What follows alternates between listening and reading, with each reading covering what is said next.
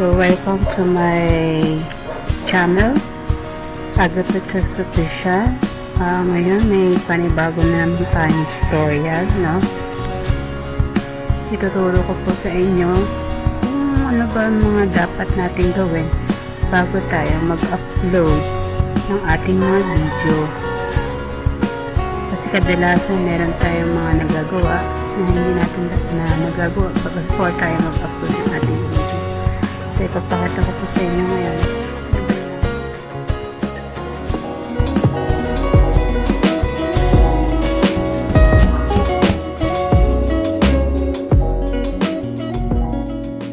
So una natin gagawin, punta po tayo sa Google Chrome natin. Tugtugan natin titingnan sa Studio Analytics natin. Okay, type lang natin Studio.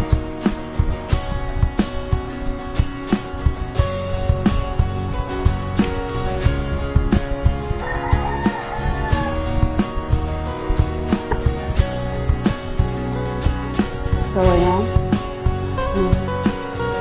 Studio Analytics natin. Nakikita natin dito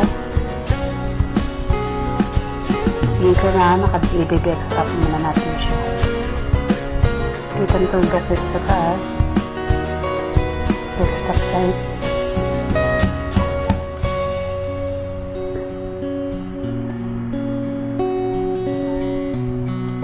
Ayan, naka-desktop site na siya. Punta tayo dito sa ating create. Ayan, nakikita natin dito. Check natin yung upload video.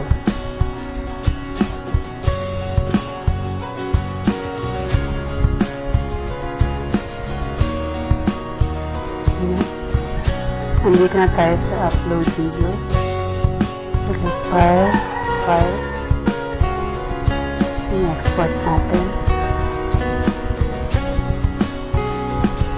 Ito yun.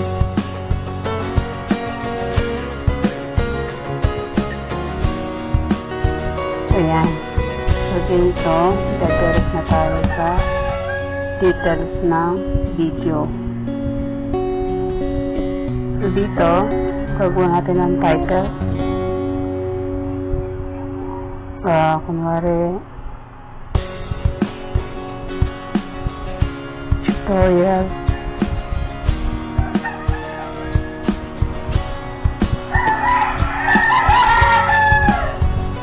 Start August 3. Lalagay ko yung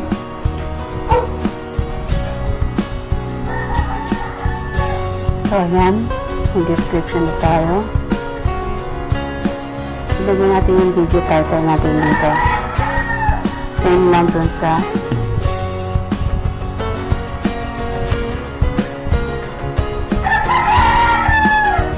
title, tutorial video.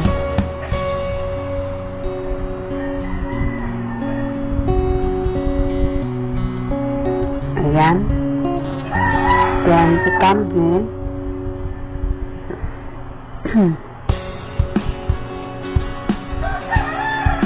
pili tayo ng thumbnail kung meron man. Sample muna ito. Ayan. Pili tayo ng playlist. Lagi ko sa playlist ko. Done.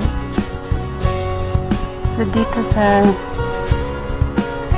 audience, friendly naman yung content natin, kaya ang pipiliin natin ay not late focus. Click option. Sa paid promotion naman, wala naman paid promotion na nangyayari sa ano ko. So yun muna.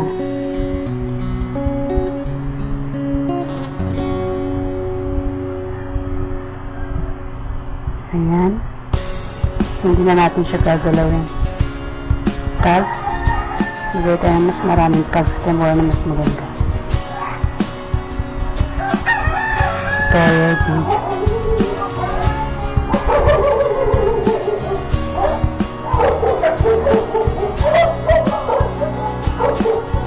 recording, location, certification, pwede naman kahit ano na yan.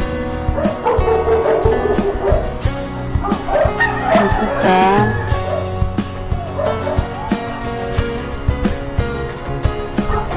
bigay natin people and blog. Comment, allow all comments na lang. And then next.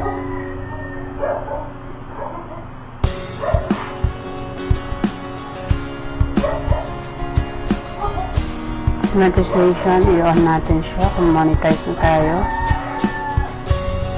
Ayan. So, okay na. Next.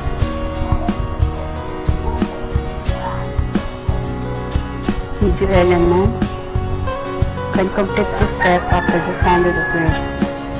So, kasi hindi pa tapos mag-upload. So, antayin muna natin siya mag-upload. Dito na tayo sa visibility. Ayan. Save video privacy listed.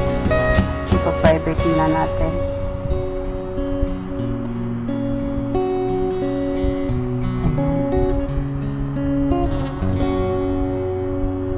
Tayo natin matapos yung ma-upload yung video.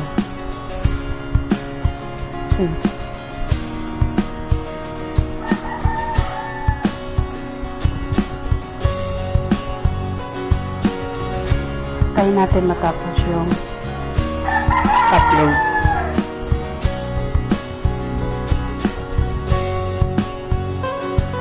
So, ayan. Finish processing na yung pag-upload ng video. Kailangan naka-HD dapat siya. Antayin natin siya ma-process.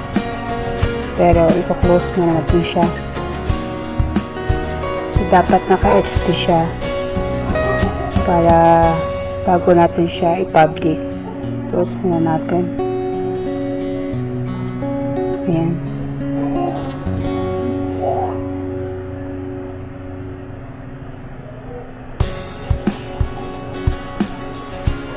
So, tayo sa video.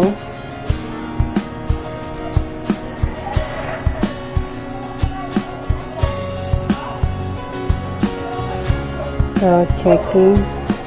Edit natin.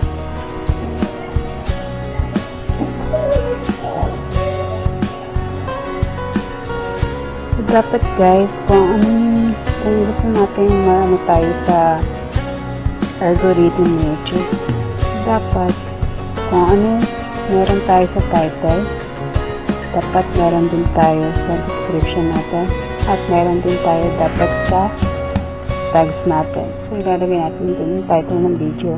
Tutorial video dito. Tutorial video. Mas marami, mas maganda.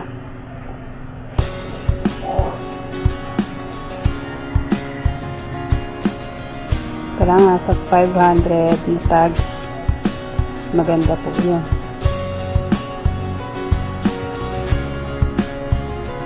So, dito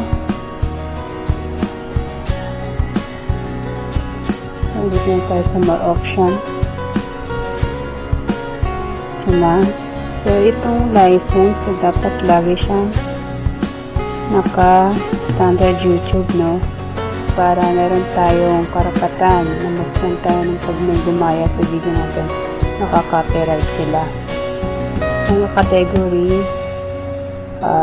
since nag-tutorial naman tayo, how and lalagay natin how. Ayan, allow comments, lagi naman naka-allow yan. Allow embedding, okay na. So,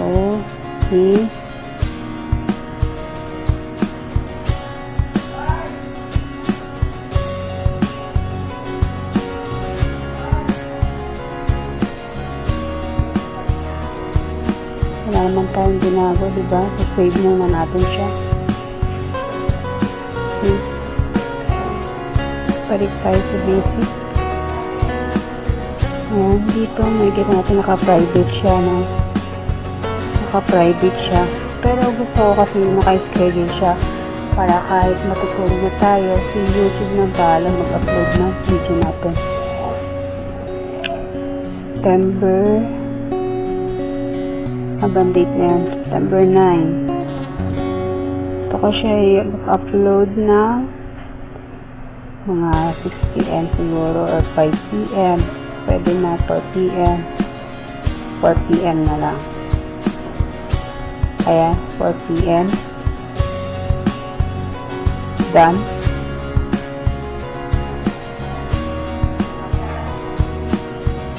O naka-schedule siya. Mag-fix sa end screen. Naglagay tayo ng end screen natin.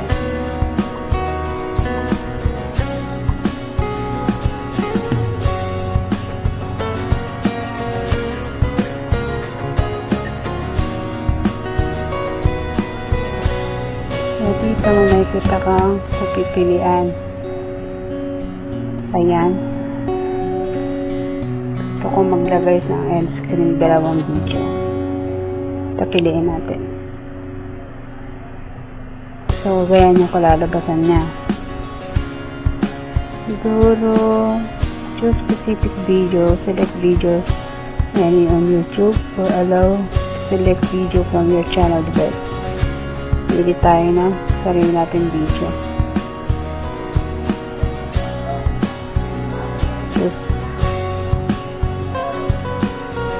Ito ang ilalagay ko. Dito naman sa isa, pili din tayo.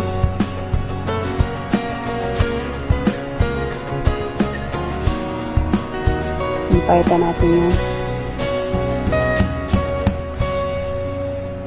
Ilagay natin ay tutorial.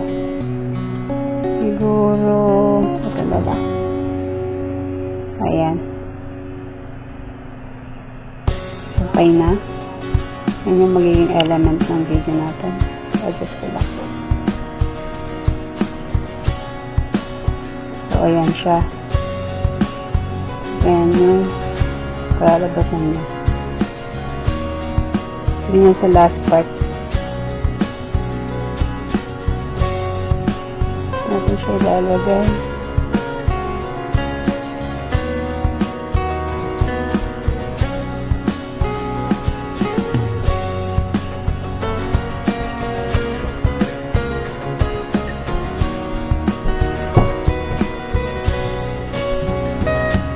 Click save.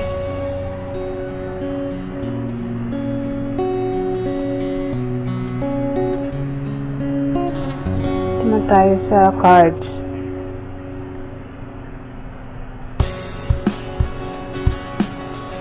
Yung cards kung may lalabas sa taas upper part ng video mo.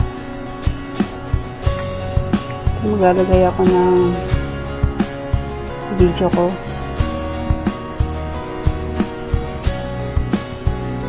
Ito. So, lalagay siya ng yan. So, ayun, may suggested video siya. Nilalabas dito pag nag-play na yung video mo. Yan.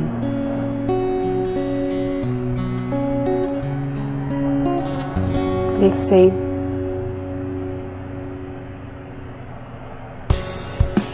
Yan, nakaset na siya.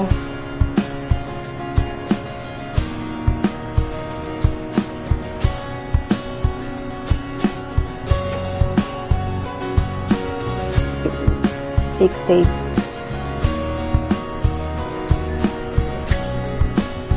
So, ayun guys, nakaset na siya. Stop na natin.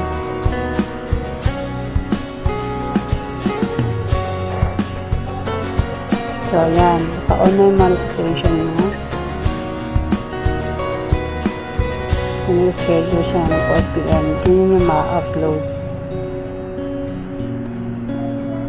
So, ganun lang guys. Pag mag-upload ng video, lagi natin tatandaan yung mga kailangan natin settings bago natin i-upload yung isa nating video.